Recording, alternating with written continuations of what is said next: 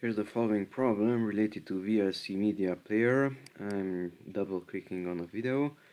It starts it, it plays it, okay, but the problem is that I don't see the close, minimize, maximize buttons here in the upper right corner.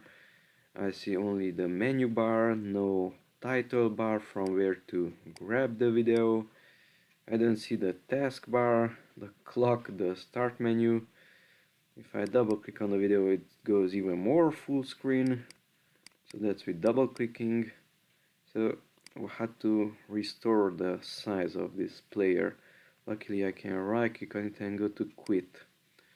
So to fix this problem, to get it out of this full screen state, simply right click on the video, go to view and uncheck full screen interface. F11 is the hotkey.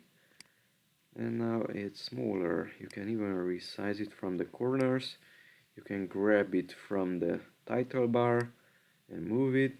You can see the taskbar and start menu. So press F11 on the keyboard to toggle between this full screen and the normal state.